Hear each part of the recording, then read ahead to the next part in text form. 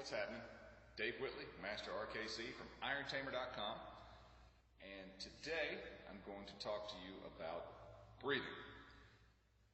Jeff Newport and I, a while back, maybe a couple years ago, did a short video on some breathing techniques that had to do with crocodile breathing and working on moving from being a chest breather to being a diaphragmatic or a abdominal breather.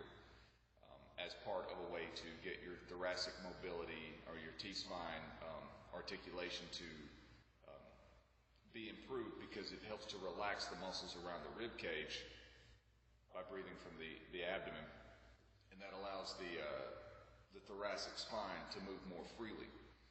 What I'm going to do today is talk a little bit about something that I have started calling controlled breathing. And it is an extension of that, a progression beyond the crocodile breathing. So if you don't know about crocodile breathing, look for that. It's something about Jeff Newport and Iron Tamer teaching crocodile breathing or something on YouTube. So just look for that if you're not sure, because I don't want to have to rehash all that today. Essentially, crocodile breathing teaches you diaphragmatic abdominal breathing. What we're going to do today is take that from a lying down position from crocodile breathing to a standing position. And then we're going to add in a few things that will accentuate more breath control. So, first thing I want to do is, from a standing position, I'm going to turn sideways so you can see what happens to my belly when I do this. Pull my pants, my belt down just a little bit. For diaphragmatic breathing, what I want to do in standing position is be relaxed, let the shoulders drop. And when I inhale, I think of drawing the breath into my nose, all the way down into my lower abdomen, or even into my perineal area, down at the area between the genitals and the anus, commonly referred to as the taint. That's a scientific term.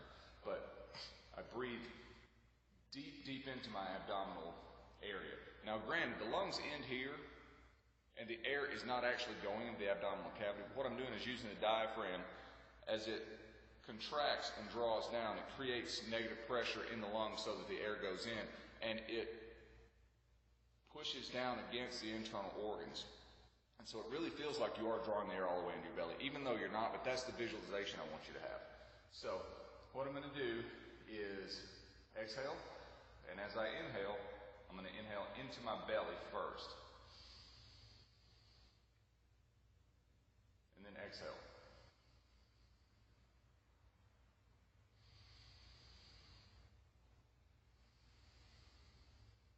See my belly going out, and then back in. This is a standing version of the crocodile breath. You may also get expansion into the sides here. You probably won't see it as much because I'm standing up, but it looks something like this. Hopefully it'll show up.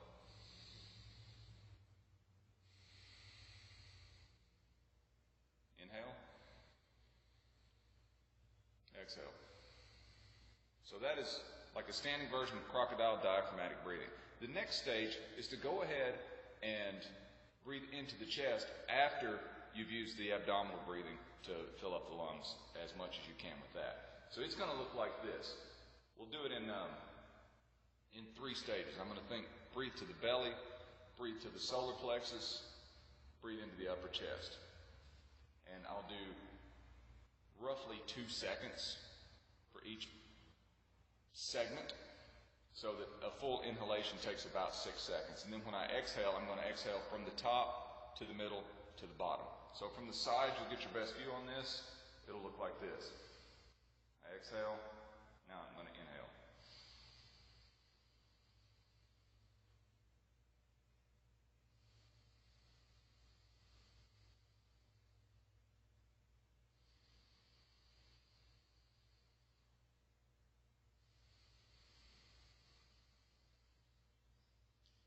So that was 2 breaths. What I'm doing is inhale 1, 2, 3, 4, 5, 6. And in the beginning, it may be very jagged and raggedy, so you're like, pause. 3, 4, pause.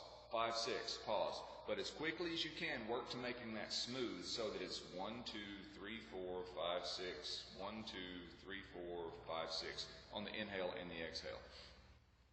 Now, what good is this? Why would we do this? First of all, just from a a state of relaxation and oxygenation of the blood and going about your normal activities, this will help you to be more relaxed in your daily activities, keeping that T-spine relaxed. Instead of just in a lying posture, we're taking that breathing technique from the crocodile breath and putting it into a standing, upright, moving around, going about your life posture, making this the way that we breathe normally by default, primarily abdominal, and then as needed, we fill up the auxiliary part higher in the chest breathing. What it does for us in terms of recovery between sets, I want you to try this. I want you to go do a set of swings or snatches or something like that that's going to get you winded. Sprints, something like that that's going to elevate your heart rate and start making you suck in wind pretty good. Then just breathe normally to recover and time yourself. Check and see how long it takes you to recover before you're ready to do the next set. Do the next set and then consciously stand there. Inhale as slowly as possible. 1, 2, 3, 4, 5, 6. It doesn't have to be 6 seconds in, 6 seconds out. Those are just the numbers that I'm using for demonstration purposes today. If you're winded and your heart rate's elevated, it may be 2 seconds inhale, 2 seconds exhale. But try to breathe here, then here, then here. Big breath, fill up, exhale from the top down. And do that and see if you recover quickly. And if you've got a heart rate monitor, and you can check your heart rate and see how quickly it drops from whatever your high-level heart rate is back to a recovered, ready for the next set, lower heart rate, it makes for an interesting experiment. I've been playing around with this sort of stuff a lot for the past year or so, really, and I've just been exploring different options on different ways that we can do stuff. This is just an introductory thing. I wanted to show you this one thing today. Inhale up, exhale down. You can also, if you want to play around with it, inhale 1, 2, 3, 4, 5, 6, and then exhale from the bottom up. 1, 2, 3, 4, 5, 6. So it would look like this.